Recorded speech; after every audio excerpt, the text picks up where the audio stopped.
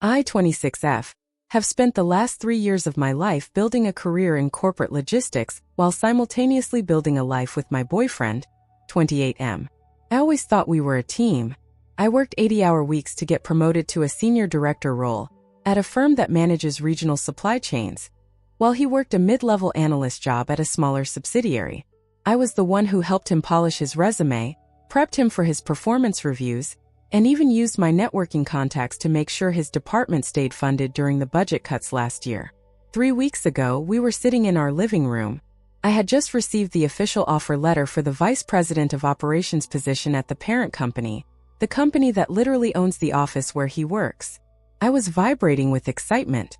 I told him the news, expecting a hug, a bottle of wine, or at least a congratulations.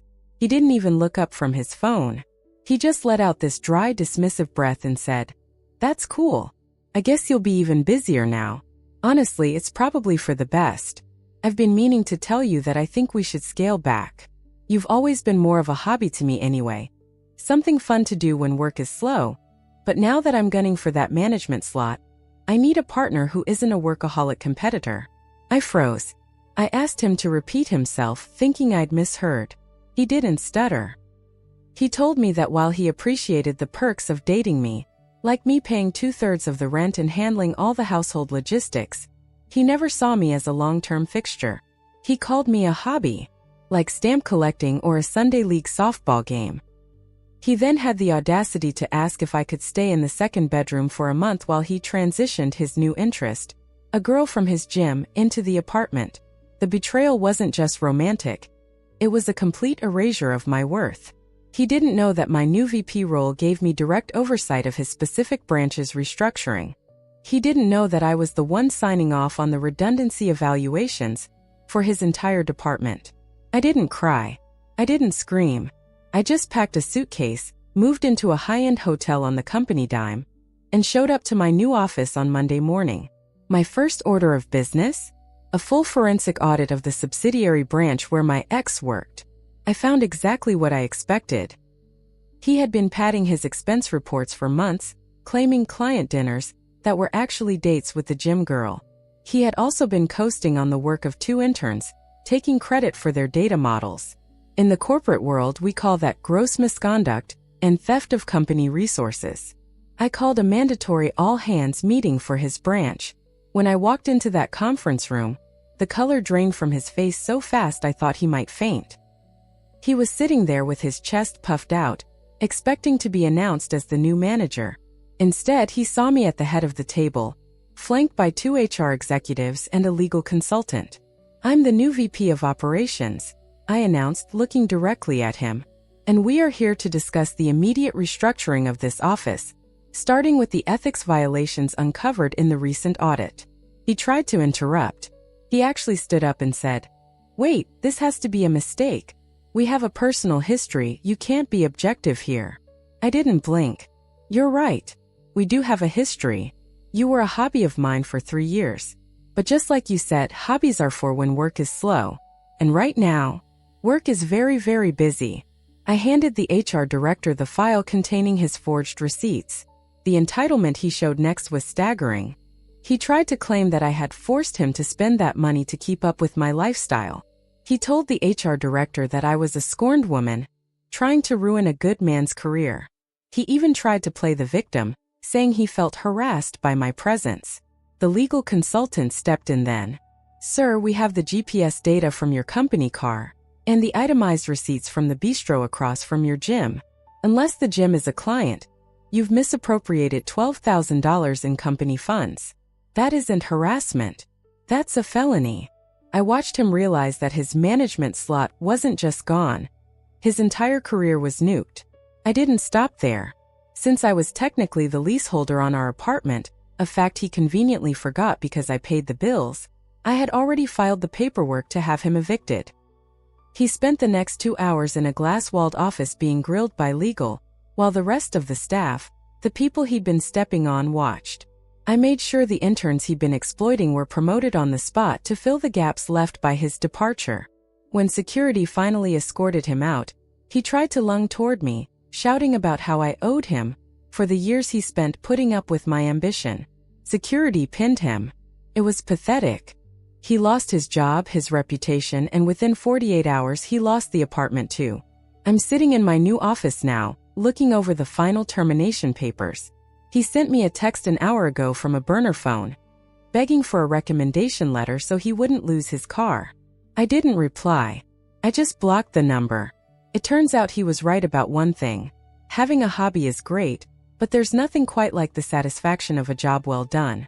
Would you like me to continue with the details of how the legal proceedings for the embezzlement unfolded, and how his gym girl reacted when the money ran out? Or perhaps you'd like to hear about the next phase of the corporate restructuring. If you enjoyed seeing a hobby turn into a boss, maybe you should subscribe.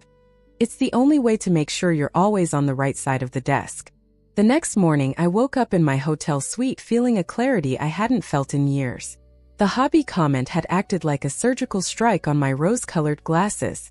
I wasn't just his girlfriend. I had been his atmospheric pressure, the thing that kept his entire world from collapsing while he floated around in a vacuum of his own ego. By 9 a.m., I was back at the corporate headquarters. I had a meeting with the general counsel. Since my ex had tried to claim harassment and personal bias during his termination meeting, I needed to make sure every single bolt in this cage was tightened. He's claiming the expense padding was an agreed-upon part of his compensation because he was consulting for you on your home office hours, the lawyer said, sliding a document across the table. I nearly choked on my coffee. Consulting? He can barely navigate an Excel pivot table without me showing him the shortcut keys. I have 3 years of my own bank statements showing I paid for every vacation, 70% of the groceries, and the entirety of the furniture in that apartment. If he was consulting, he was the worst paid consultant in history.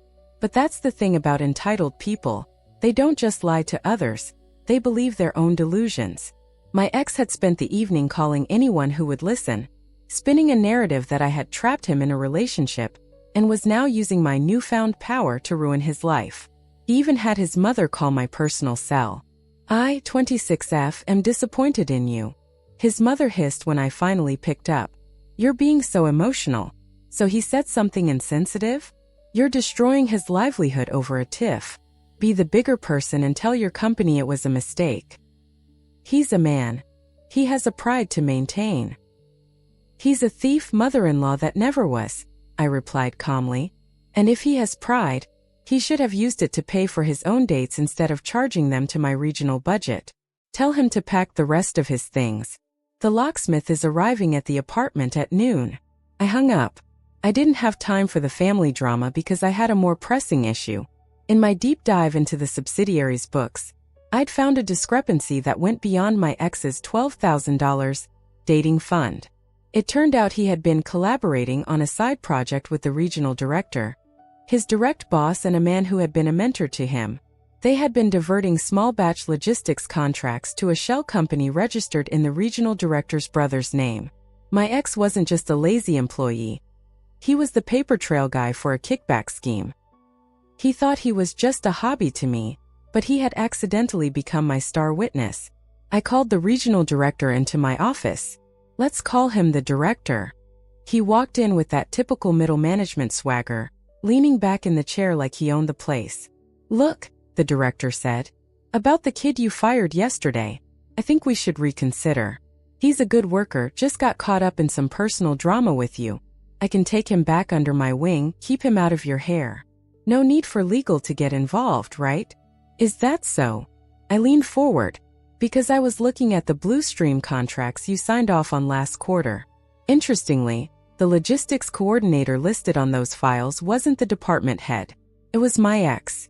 And the address for Blue Stream? It's a P.O. box registered to your brother. The swagger vanished. He tried to play it off as a strategic partnership, but his hands started shaking. It's a standard subcontracting move. You're new to the VP level. You'll learn that we do things a certain way here to keep the gears greased. The gears aren't greased, they're leaking, I said. And here's the problem for you. My ex is currently terrified. He's facing felony embezzlement charges. If I offer him a deal to testify about who taught him how to set up those shell accounts, who do you think he's going to point at first? The director's face went from pale to a deep mottled purple. You're playing a dangerous game. You think the board is going to back a diversity hire VP who comes in and fires half the legacy staff in her first week? You'll be out of a job by Friday. I'm not a diversity hire, I said, my voice dropping an octave. I'm the person who just saved this company nearly $400,000 in annual leakage. And as for the board, I've already sent the audit report to the chairman. He's the one who suggested I bring in the feds. The director scrambled. He tried to pull the "we're a family here" card, then the "you're ruining careers" card, and finally he tried to bribe me.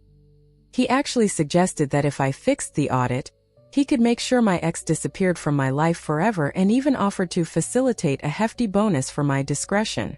I recorded the whole thing on my phone. "Get out," I said. "Security will meet you at your desk." By lunch, the office was a ghost town. Everyone was whispering. I went down to the apartment to meet the locksmith. When I arrived, my ex was there, standing on the sidewalk with 3 trash bags and his gym girl. She was younger, maybe 21, looking confused and increasingly annoyed. She was watching him argue with the building manager, her arms crossed. "You can't do this," he screamed when he saw my car pull up. "This is my home. You're literally making me homeless." "No," I said, stepping out of the car. "I'm making you accountable. You told me I was a hobby. Well, hobbies are expensive and I'm done paying for yours. This apartment is under my name, the lease is paid by my salary, and you're a guest who has overstayed his welcome." The gym girl looked at him, then at me. "Wait, you told me you owned this place. You told me you were the one who got her the job." I laughed, actually laughed. "Is that what he told you?" "Sweetie, he was an analyst. I'm the vice president of the company that just fired him for stealing. If I were you, I'd check your own bank account. He's probably been using your consulting fees too." She looked at him with pure disgust. "You told me we were moving into the master suite today." "We are," he pleaded, grabbing her arm. "She's just being a psycho because I dumped her. Just wait. I'll get the lawyers involved." "With what money?" I asked. "The company froze your accounts pending the investigation. You have exactly what's in those trash bags." He turned on me, his face contorted with a level of entitlement that was almost impressive. "You think you've won? You're just a cold, lonely corporate drone. No one is ever going to love you for real because you're always calculating. You're not a woman. You're an algorithm. If being an algorithm means I don't get scammed by a mediocre man with a gym membership, I'll take it," I said. I turned to the locksmith. "Change the codes. If he sets foot on the property again, call the police. I have the restraining order paperwork right here." As I walked back to my car, I heard the gym girl tell him to lose her number and hail her own Uber. He was left standing on the curb, clutching a bag of his own gym clothes and a toaster I'm pretty sure I bought at Target. But the real drama was just beginning, because while he was crying on the sidewalk, the director was busy trying to delete the digital trail of their shell company. What he didn't know was that I'd already cloned his hard drive the moment he stepped into my office. The rabbit hole went much deeper than I thought. It wasn't just a few contracts. They were involved in a kickback scheme that touched on state-level infrastructure. This wasn't just a living nightmare for his job anymore. This was headed toward a grand jury. And the best part? My ex had signed his name on every single authorized document, thinking he was being a big shot manager. He wasn't the mastermind, he was the fall guy. And I was the only one who could decide how hard he fell. Stay tuned for part 3, where the legal walls start closing in and my ex discovers that hobbies sometimes have very sharp teeth. Subscribe now, or I might have to audit your department next. The following Monday, the reality of the situation finally started to sink in for my ex. He wasn't just between jobs, he was radioactive. In the corporate world, news of a VP-level audit travels through the grapevine like wildfire. He had spent the weekend trying to apply for positions at rival firms, only to find that my name was already on the lips of every hiring manager in the sector. I was sitting in the executive lounge when I got a call from an unknown number. I knew it was him. "What do you want?" I asked, not bothering with a greeting. "You have to stop this," he hissed. His voice sounded thin, ragged. "I went to the bank this morning. My personal savings account is flagged. I can't even pay the deposit on a studio apartment. Are you really going to watch me sleep in my car because of one comment I made in our living room?" "It wasn't just the hobby comment," I said.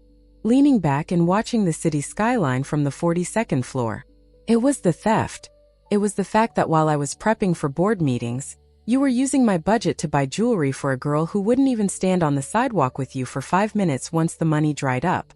And let's not forget the Blue Stream contracts. There was a long dead silence on the other end. I didn't know about the legal stuff, he stammered. The director told me it was just a bonus structure. He said it was how things worked at the top. I just signed where he told me to sign. Ignorance isn't a legal defense for money laundering, I replied. The FBI reached out to our compliance department this morning. They aren't interested in your hobby excuses. They're interested in the $1.2 million that moved through those shell accounts over the last 18 months. I could hear him breathing heavily, a sound of pure, unadulterated panic. I'll do anything. Please, just tell them I was confused. Tell them you authorized it. You want me to commit perjury for the man who told me I was a fun thing to do when work is slow? You're even more delusional than I thought. I hung up. 10 minutes later, the director was escorted out of the building in handcuffs. It wasn't a quiet exit. He went out through the lobby during the lunch rush, screaming about how I was setting him up. He looked at me as they led him toward the police cruiser, his eyes full of a desperate, entitled rage. He truly believed that because he had been with the company for 20 years, he was entitled to steal from it. He thought he was untouchable, and he thought I was just a girl who got lucky with a title. But the director was a shark. My ex was just a pilot fish. And the shark was about to bite the pilot fish in half to save itself. By Wednesday, my ex's lawyer, a bottom-tier guy he probably hired with the last of his credit card limit, contacted our legal team. The director had flipped. In exchange for a plea deal, the director was claiming that my ex was the mastermind behind the shell company. He claimed my ex had approached him with the idea and used his relationship with me to bypass the internal filters. It was a blatant lie, but it was a documented one. The director had spent the last 2 days forging backdated emails. I received a visit from a federal investigator named Special Agent Miller. We sat in a small sterile room in the back of the office. Your ex-boyfriend is in a lot of trouble, Miller said, laying out a series of documents. The director is painting him as the primary mover. According to these emails, your ex was the one coordinating the P.O. boxes. Do you have anything that contradicts this? I looked at the emails. They were clever. The director had used a spoofed account that looked like my ex's. But the director was old school. He didn't understand metadata. I have something better, I said. I pulled out my personal laptop. For the last 3 years, I've kept a digital backup of our shared home server. My ex was too lazy to set up his own cloud, so he used mine. Every document he ever drafted, every consulting file he worked on, is timestamped with the original creation metadata. I showed Miller the files. It proved that the documents were created on the director's computer and sent to my ex only minutes before they were filed. It also showed a series of deleted chats where the director was coaching my ex on how to hide the trail from me. But then I found the surprise. Deep in a hidden folder labeled Home Reno, I found a spreadsheet that wasn't about our apartment. It was a list of names. It wasn't just the director. There were 3 other managers at the subsidiary involved in a massive kickback ring involving state construction projects. And at the very bottom of the list, in a notes column, my ex had written, "Keep this as insurance in case the VP me finds out. Use her login for the final transfer to make it look like she approved the override." He hadn't just been cheating on me. He hadn't just been stealing. He had been actively setting up a kill switch to frame me if he ever got caught. He was planning to send me to prison to save his own skin long before he ever called me a hobby. The betrayal hit me then, harder than the breakup ever could. This wasn't just a guy who stopped loving me. This was a predator I had been feeding at my own table. He was going to use my credentials for the final $200,000 transfer. I told the investigator, my voice shaking with a cold, focused fury. He already had the keystroke logger installed on my home computer. Look at the date on this file. Agent Miller whistled. He was planning to execute this the day after you moved out. If you hadn't fired him when you did, you'd be the one in handcuffs right now. I realized then that my petty revenge of making his job a nightmare had actually saved my life. By firing him and cutting off his access to the company servers immediately, I had blocked him from hitting the send button on my professional execution. I want him held accountable for everything, I said. No deals. No leniency. The next morning, the police picked up my ex at a cheap motel. He didn't even have enough money for the room.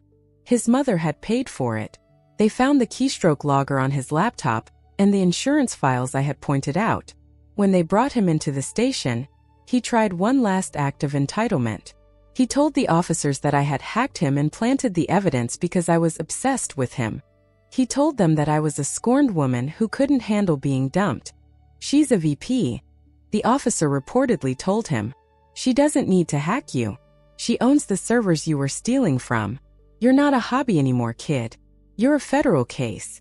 As I watched the news report of the logistics kickback ring arrest that evening, I saw him being let out of the precinct. He looked small.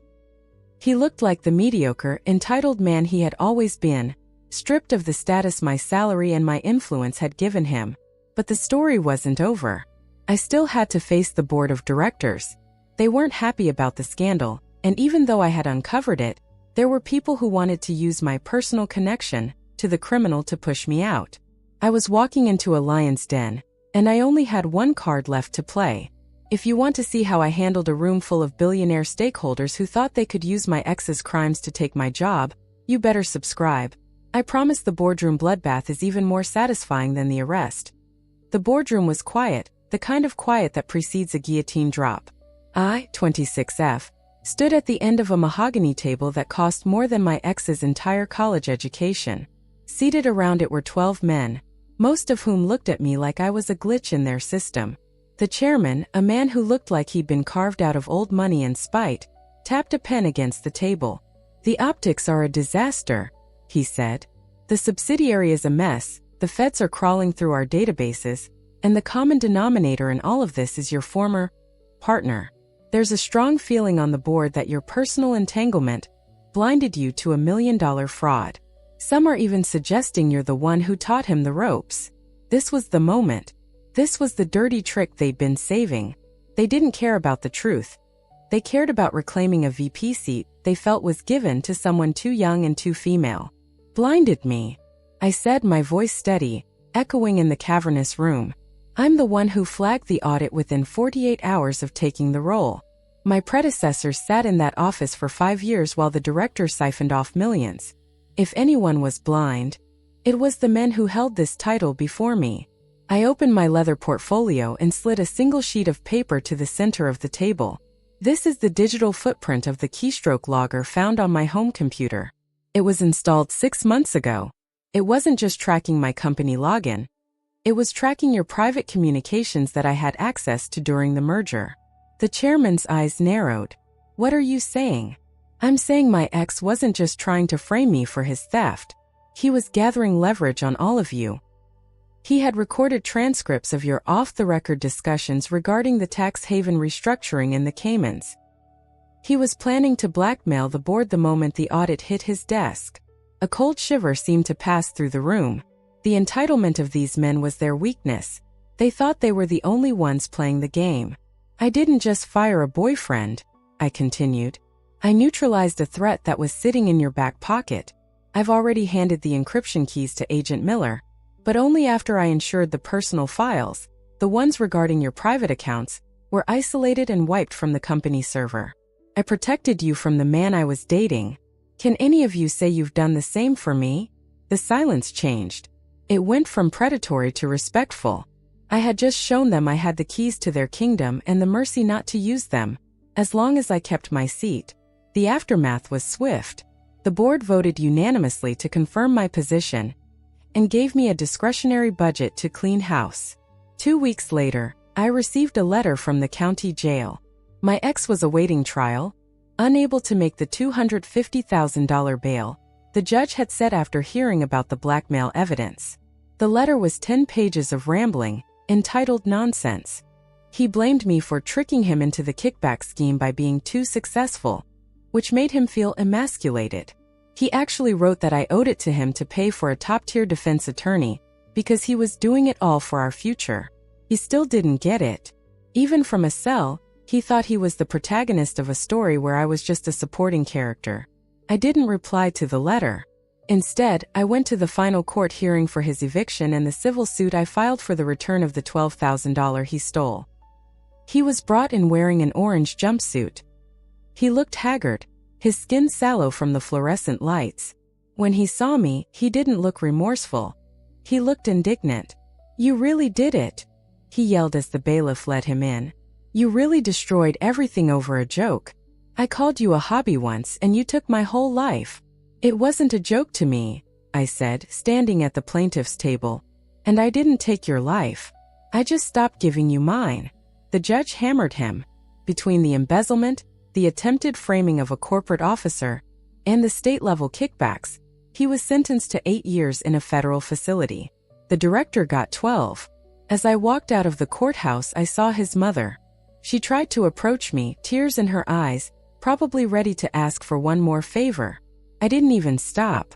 I just put on my sunglasses and kept walking toward my car. I lost 3 years to a man who thought I was a pastime. I lost my sense of security and my trust in the people closest to me. But in return, I gained a level of power and self-reliance that no hobby could ever provide. I learned that in the corporate world, and in life, people will only treat you like a hobby if you allow yourself to be played. I'm the boss now, not just of a department but of my own damn life. And the view from the top? It's much better without the dead weight. If you're worried your partner might be looking at you like a Sunday project, you might want to subscribe. I can teach you how to turn that project into a full-scale liquidation. I compiled everything into that folder. Made 5 copies. 1 for me, 1 to leave at the wedding, 1 for my attorney as backup, 1 for my brother, and 1 for my uncle, who'd want to know the truth about his son. Then I went shopping. I bought a nice card, the kind you'd give for a wedding. One of those expensive ones with gold trim, and a blank inside for a personal message. I also bought a gift box and silver wrapping paper with a big white bow. I put the folder inside the box, wrapped it carefully, and attached the card. Inside the card I wrote, "Congratulations on your new beginning. I hope this gift helps you start your marriage with complete honesty and transparency. All the best, your family." The Saturday of the wedding arrived. I put on my best suit, the navy blue one that W had always said made me look handsome. I picked up my brother, who'd agreed to come with me as moral support and to make sure I didn't do anything stupid, and we drove to the golf club. The parking lot was packed when we arrived. I recognized a lot of cars. Family members who'd apparently decided to support this mess despite everything. A few of W's friends. Some people from C's side of the family who either didn't know the full story or didn't care. The venue was nice, I'll admit. The golf club had a big event space with floor-to-ceiling windows overlooking the course. White flowers everywhere. Fairy lights strung from the ceiling, tables covered in white linens. W had always wanted a fancy wedding. Ours had been simple at her insistence, because she'd said she didn't want to waste money on one day. Apparently, that philosophy had changed. We arrived during the cocktail hour before the ceremony. People were milling around with drinks, making small talk, pretending this was a normal wedding. I walked in carrying the wrapped gift box, my brother beside me looking uncomfortable in his suit. My aunt saw me first. "C's mom." Her face went pale and she started walking toward us quickly, probably planning to ask us to leave. I smiled at her, genuinely friendly, and held up the gift box. "Just here to deliver a wedding present," I said loudly enough for nearby people to hear. "Wouldn't miss it." Some people turned to look. Conversations paused mid-sentence. W's friend Sarah, who'd been her alibi for months during the affair, was standing near the bar. Her mouth actually fell open when she saw me. Then W spotted me. She'd been holding court near the windows, wearing an ivory dress that probably cost 3 months of her salary, surrounded by her bridesmaids. The color drained from her face. Her smile disappeared. She said something to her friends and started walking toward me, moving fast. C saw me about the same time.